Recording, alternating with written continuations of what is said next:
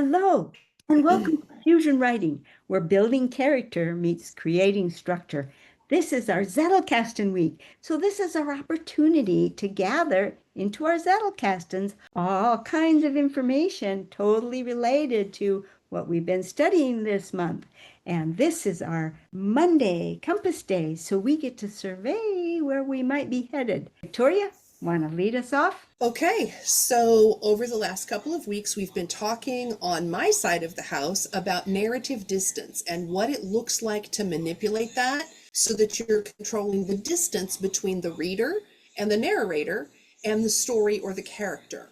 So for our Zettelkasten week, I'm going to give you a couple of quick tools or suggestions for how to get this section going in your notebook so that you can start playing with it. Because remember, playing with these things is often how you find your way to the thing that you're trying to write. So come back tomorrow. We're going to talk about building out a section for narrative distance.